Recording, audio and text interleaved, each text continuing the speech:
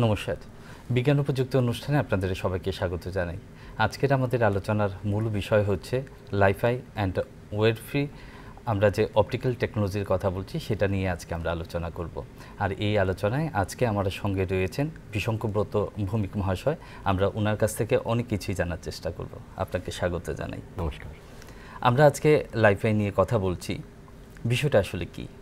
দেখুন, আমরা এখন অবধি যেই ওয়্যারলেস কমিউনিকেশন ইউজ করি ওটাকে আমরা বলি ওয়াইফাই কমিউনিকেশন। তো ওখানে কি হয়, আমাদের কাছে ল্যাপটপ থাকে বা ডেস্কটপ থাকে, ওখান থেকে আমরা যেই রাউটারের মাধ্যমে আমরা কমিউনিকেশনটা করি, তো আমাদের মোবাইল থেকে বা ল্যাপটপ থেকে কমিউনিকেশনটা হয় আরএফ সিগন্যালের মাধ্যমে। তো সেই ওয়াইফাই রাউটারে আরএফ রিসিভারও থাকে, আরএফ ট্রান্সমিটারও থাকে। তো এখন এই যে নতুন প্রযুক্তির কথা আমরা বলছি, এটা হচ্ছে life high, that means light fidelity. Wifi হচ্ছে ওয়্যারলেস ফিডেলিটি।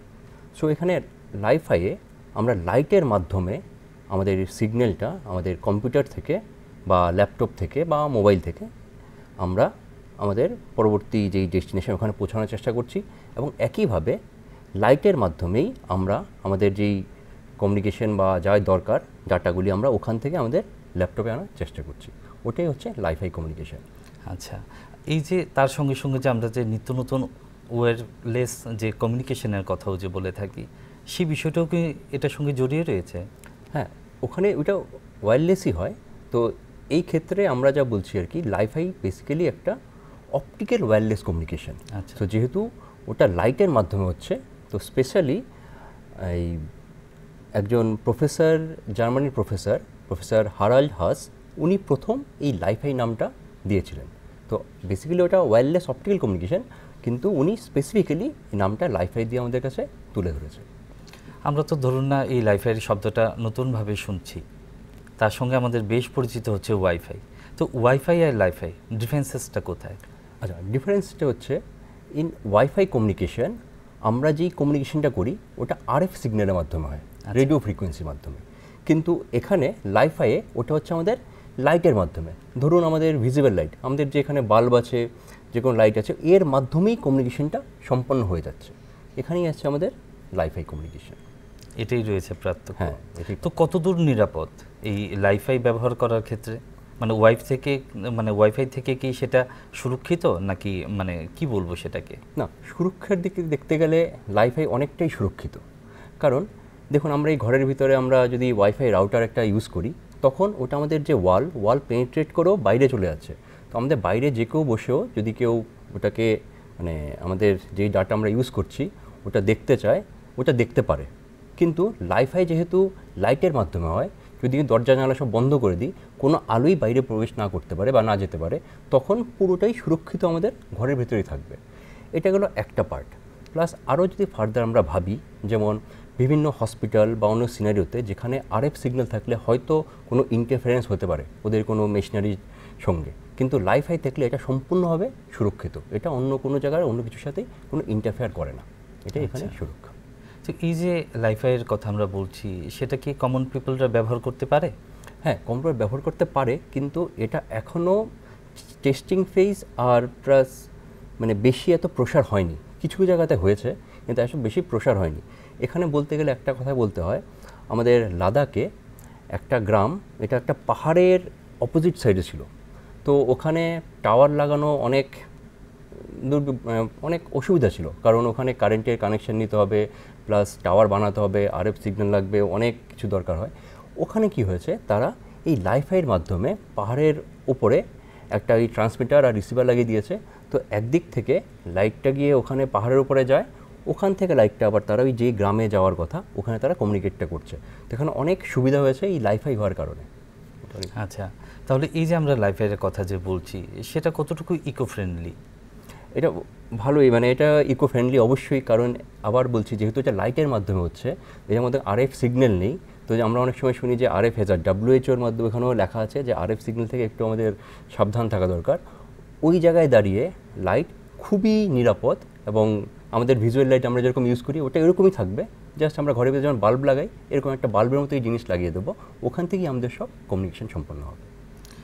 ধরুন ধারণা তো অনেকগুলোই রয়েছে, তার মধ্যে একটি প্রচলিত ধারণা হচ্ছে যে যদি একটু আলো কম থাকে বা রাত্রিবেলায় এই লাইফাই কাজ করে না, সেটা কতদূর সত্যি না মিথ্যা? হ্যাঁ, এখানে একটা কথা বলতে হবে, লাইফাইয়ের দুটো পার্ট আছে, একটা হচ্ছে ভিজুয়াল লাইট কমিউনিকেশন আর একটা আরএফ কমিউনিকেশন। যেই কমিউনিকেশনটা ভিজুয়াল লাইট কমিউনিকেশন দিয়ে হচ্ছে, অবশ্যই আমি যখন লাইট বন্ধ করে দিয়ে আমার কমিউনিকেশন ব্রেক হয়ে যাবে, ওই জায়গাতে আমরা আরএফ কমিউনিকেশন ইউজ করতে পারি বা আইআর কমিউনিকেশন ইউজ করতে পারি। IR means infrared. তো ওখানে আর অন্ধকার হলেও কমিউনিকেশনটা চলতেই থাকবে, কোনো প্রবলেম হবে না। কোনো প্রবলেম নেই তাহলে? তাহলে এই ধারণাটাকে মোটামুটি আংশিক হলেও সত্যি নাকি? আংশিক হলে সত্যি যদি আমরা ফুললি ভিজুয়াল লাইটের উপর ডিপেন্ড করি, কিন্তু অবশ্যই বেসড অন দ্য অ্যাপ্লিকেশন আমরা যদি সিনিয়ররা ভাবি, তো ওখানে আমরা একটা সেকশন আইআরও রেখে দেবো, তখন আমাদের আর ওই প্রবলেমটা হবে না। আচ্ছা, এই যে লাইফাই ইনোভেশনসের কথা আমরা বলছি, প্রথম সেটা কোথা থেকে শুরু হয়েছিল? আমরা যদি ওয়্যারলেস অপটিক্যাল কমিউনিকেশন ভাবি, আমাদের অনেক হিস্ট্রিয়ে যেতে হবে। কারণ আপনি ভাবুন যে বহু প্রাচীনকালে যখন সমুদ্রে জাহাজ, একটা নাবিক একটা জাহাজ থেকে আরেকটা যোগাযোগ করতো, ওরা কী করতো? ওরা একটা লাইট ল্যাম্প নিত, লাইট ল্যাম্পের সামনে একবার এই বন্ধ করতো, আবার খুলে দিত, বন্ধ করতে খুলে দিত, মানে তারা দূর থেকে একটা সিগন্যালিং দিত ভায়া লাইট। ওটাই কিন্তু প্রথম আমরা বলতে গেলে ওয়্যারলেস অপটিক্যাল কমিউনিকেশন, কারণ লাইটের মাধ্যমেই অন অফ করে ওরা আমাদের সিগন্যালগুলি এক জাহাজ থেকে আরেক জাহাজে তারা কমিউনিকেট করতো। কিন্তু ওটার পরে আরও যদি আমরা এগিয়ে আসি, রিসেন্টলি প্রফেসর হারাল্ড হাস, যার কথা বলছেন উনি জার্মান একজন প্রফেসর, উনি এক্সটেন্সিভলি রিসার্চ করেছেন এই লাইফাইয়ের উপরে। তো ইভেন 2011 সালে উনি প্রচুর পেপারও পাবলিশ করেছেন এই পার্টিকুলার টপিকের উপরে। তারপর থেকেই একটা সব জায়গায় বিশ্বে একটা মানে গুঞ্জন শুরু হয়, না লাইফাইও একটা জিনিস আছে আর এটাও আমরা এগিয়ে নিয়ে যেতে পারি, তারপর থেকে সব রিসার্চ শুরু হয়। আচ্ছা, কিন্তু তারপরেও ধরুন এখন তো এরকম হচ্ছে যে আমরা যত নিত্য নতুন টেকনোলজিস পাচ্ছি আমরা অ্যাকসেপ্ট করছি, কিন্তু সেটা কিন্তু যতদূর হওয়ার কথা ততদূর সেটা জনপ্রিয় হয়ে ওঠেনি কেন? সেটা ওটারও কিছু ড্রব্যাক তো আছেই, যেটার ব্যাপারে রিসার্চ চলছে। একটা ড্রব্যাক আপনি যদি ভাবুন যে একটা বিল্ডিং থেকে বিল্ডিংয়ে আমরা কমিউনিকেট করছি, তো আরএফের ক্ষেত্রে কি হয়, আরএফ সব দিকে ইকুয়ালি ছড়িয়ে যায়। কিন্তু আমরা যদি ওয়্যারলেস অপটিক্যাল কমিউনিকেশনের কথা বলি, তো দ্য লেজারটা যে আমরা পাঠাচ্ছি আর যেখানে সেন্সারটা আছে, এটা একদম লাইন অফ সাইটে হতে হবে। যদি এই বিল্ডিংয়ের মাথায় আমার লাইটটা থাকে আর ওখানে আমাদের সেন্সারটা থাকে, একদম সরাসরি ওই সেন্সারে গিয়েই পড়তে হবে। কোনো কারণে বাতাস বা এনি এক্সটার্নাল কজের কারণে যদি ওটা ডিসঅ্যালাইন্ড হয়ে যায়, ও ক্ষেত্রে কিন্তু আমরা কমিউনিকেশনটা সম্পন্ন হবে না। তো এটা একটা বিশাল বড় ড্রব্যাক। তো এটা নিয়ে একটা রিসার্চ চলছে, যদি এরকম করা যায় যে অটোমেটিক যদি এটা অ্যালাইনমেন্ট করতে পারে, নিজেরাই যদি সরে যায় একটু করে যায়, তো এটা দিয়েও রিসার্চ চলছে। তো এটাও একটা ওয়ান অফ দ্য কজ কে কারণে আমাদের ফার্দার যেতে পারছি না। প্লাস আরেকটা হচ্ছে কি, কোনো এই প্রযুক্তি যদি আমাদের এগিয়ে নিয়ে যেতে হয়, তো অনেকগুলি প্রসেস দিয়ে যেতে হয়। যেমন আমি যদি বলি এখন 5G চালু হয়ে গেছে, কিন্তু আমার হাতে যদি 5G মোবাইল না থাকে বা এখানে লোকাল এরিয়া যদি 5G মোবাইল না থাকে, তো কেউ ইউজ করতে পারবে না। একইভাবে যদি আমি লাইফাই অন করে দিই বা লাইফাই সব জায়গায় আছে, কিন্তু ওই পার্টিকুলার যেই ডিভাইসটা দরকার, যদি এটা আমার ডিভাইসে বা কম্পিউটার বা এই মোবাইলের মধ্যে ইন্টিগ্রেট না থাকে, তবে কিন্তু আমরা ইউজ করতে পারবো না। তো ওটা একটা দুই দিকেই হ্যান্ড ইন হ্যান্ড ধরে দিয়ে আস্তে আস্তে আমরা এগিয়ে যাব। আমার সেই প্রশ্নটাই ছিল যে মোবাইলেও কি সেই লাইফাইটাই ইউজ করা যায়? মোবাইলেও এখন করা যাচ্ছে না, কারণ আমাদের মধ্যে ওই লাইফাই সেন্সারটা নেই, কিন্তু অদূর ভবিষ্যতে অবশ্যই আশা করি আমি ওই সেন্সারটা আমার মোবাইলেও থাকবে, ইনস্টল করা থাকবে। আচ্ছা, কমিউনিকেশনসের ক্ষেত্রে এই লাইফের একটা বিশাল বড় ভূমিকা আমরা দেখতে পাচ্ছি। সেটাকে যদি সেট আপ করতে হয় তাহলে কি কি ধরনের ইকুইপমেন্টস লাগতে পারে? আচ্ছা, এখন যেহেতু প্রথমেই আসছে আমরা লাইটের মাধ্যমে করছি, আচ্ছা, তো একটা ফটো সেন্সার দরকার। এটা আমার ফটো ডায়োড হতে পারে, ফটো ডিরেক্টর হতে পারে, এটা দরকার। প্লাস একটা লাইট সোর্স দরকার। তখন লাইট সোর্সের মধ্যে বলতে গেলে জেনারেলি আমরা লেজার ইউজ করি। তো লেজার দিয়ে যদি ওয়্যারলেস অপটিক্যাল কমিউনিকেশন কথা বলছি, তো একদিকে লেজার থাকবে আর অন্যদিকে থাকবে ফটো সেন্সারটা। কিন্তু যখন আমি আসছি আমার রেগুলার ডিভাইসের কথা, তো যেখানে আমি বলছি যে আমরা ভিএলসি কমিউনিকেশন, ভিএলসি মানে ভিজুয়াল লাইট কমিউনিকেশন, ও ক্ষেত্রে আমার মোবাইলে যে সেন্সারটা থাকবে, এ হ্যাভ টু বি আমার ভিজুয়াল লাইটকে সেন্স করতে হবে। তো ওখানে আমার মোবাইলের মধ্যে ওই পার্টিকুলার সেন্সারটা ইনস্টলও থাকতে হবে। প্লাস আমরা কিন্তু যখন ইন্টারনেট সার্ফিং করি, নট অনলি আমরা ডাউনলোড করি, আমরা তো আপলোডও করি। কারণ আমরা যখন কোনো জায়গাতে ইন্টারনেটে কিছু লিখে এন্টার করি, তো লেখাটা তো সার্ভারে যাচ্ছে, তার মানে আমরা কিছু ডাটা পাঠাচ্ছিও। এই ক্ষেত্রেও আমাদের ভাবতে হবে যে আমরা কীভাবে আমাদের মোবাইল বা ল্যাপটপ থেকে টাকাটা আবার যেই সেন্সারটা আছে, যে লাইফাই রাউটারটা আছে, ওখানে পৌঁছাবো। ওই ক্ষেত্রে জেনারেলি এখন যা মানে ওয়ে নিচ্ছি আমরা, এটা আইআর দিয়ে আমরা করছি, দ্যাট মিনস ইনফ্রারেড সেন্সার দিয়ে বা ইনফ্রারেড দিয়েই আমরা ডাটা ট্রান্সমিশনটা করছি। আচ্ছা, দর্শক বন্ধুরা, আপনারা দেখছেন বিজ্ঞান ও প্রযুক্তি অনুষ্ঠান। আজ আমরা লাইফাই নিয়ে কথা বলছি। আমাদের সঙ্গে এক্সপার্ট রয়েছেন, ওনার কাছ থেকে আমরা আরও এই বিষয়ে অনেক কিছু জানার চেষ্টা করব। আমরা আজকে বিজ্ঞান ও প্রযুক্তি অনুষ্ঠানে আমরা লাইফাই নিয়ে কথা বলছি। এখন এই লাইফাই নিয়ে যখন প্রসঙ্গ উঠছে, তো জানতে তো খুব আগ্রহ আমাদের যে এই লাইফাই আর ওয়াইফাই আমরা যদি ব্যবহার করতেই চাই, তাহলে কোনটা আমাদের পক্ষে সাশ্রয় এবং পকেট ফ্রেন্ডলি হবে? পকেট ফ্রেন্ডলির ব্যাপারে বলতে গেলে মাস প্রোডাকশন কোনখানে বেশি। এখন যেমন ওয়াইফাই মাস প্রোডাকশন বেশি, লাইফাই এখনও বেশি আমাদের প্রোডাকশন হয়নি। তো কারেন্ট সিনারিওতে দেখতে গেলে দেখা যাবে যে ওয়াইফাইটা আমার সাশ্রয়, কিন্তু আস্তে আস্তে ধীরে ধীরে আমরা যখন লাইফাইয়ের আরও মাস প্রোডাকশন শুরু হবে, তখন হয়তো এমন আসবে দিন যে ওয়াইফাই থেকে লাইফাই আরও বেশি সাশ্রয় হয়ে যাবে। আর এখান থেকে আরেকটা কথা বলতে হবে, ব্যান্ডউইথ বা ডাটা রেট আমরা কিন্তু লাইফাইয়ে বেশি পাবো। তো ইউজার ওরিয়েন্টে যদি আমরা বেশি ডাটা দরকার, বেশি স্পিড দরকার, ওই ক্ষেত্রে আমাদের লাইফাই নিলেই সুবিধা হবে। আচ্ছা, সেক্ষেত্রে একটা সুবিধা রয়েছে আমাদের। এই যে আমরা লাইফাইয়ের ব্যবহার করছি বা করব, তার মধ্যে তো শিক্ষার্থীদেরও তো সেই বিষয়টা জানা দরকার। তো সেই বিষয়টা নিয়ে কি কলেজ স্তরে বা ইউনিভার্সিটি লেভেলে কি পড়াশোনা হয়? এখন অপটিক্যাল ফাইবার কমিউনিকেশন পড়ানো হচ্ছে, অ্যাজ এ স্পেশাল সাবজেক্টও আছে। বিশেষ করে আমাদের ত্রিপুরার ক্ষেত্রে বলছি। ত্রিপুরাতে আমাদের ত্রিপুরা ইউনিভার্সিটিতে আমাদের সাবজেক্ট আছে অপটিক্যাল ফাইবার কমিউনিকেশন। ওখানে আমরা একটা সেকশন রেখেছি যেখানে এই অ্যাডভান্স অপটিক্যাল ওয়্যারলেস কমিউনিকেশন আমরা পড়ানো হচ্ছে। ইভেন আমার কিছু ওরাও কিছু কাজ করেছে লাইফাইয়ের উপরেও, এবং ওয়্যারলেস অপটিক্যাল কমিউনিকেশনের উপরে কিছু রিসার্চ তারা করেছে। আচ্ছা, গবেষণার কথায় যদি আসি আমরা, তাহলে কি ধরনের গবেষণা চলছে বা তার ভবিষ্যৎটা কি এই লাইফের? রিসার্চের গবেষণার মধ্যে দেখুন অনেক স্টেজে গবেষণা চলছে। তো একটা পার্টিকুলার আমি বলতে পারি যে দেখুন, যেখানে একটা আমাদের সেন্সার আছে, এদিকে আমার লাইট আছে, এখন লাইটটা যাচ্ছে আমাদের ফ্রি স্পেস দিয়ে সেরে। তো ধরুন ওই সময় যদি বৃষ্টি পড়ে বা তুষারপাত হয়, তখন কিন্তু পর্যাপ্ত পরিমাণ আলো এখানে গিয়ে পৌঁছবে না যেখানে আমার সেন্সারটা আছে, ওখানে কিছু এরর আসতে পারে।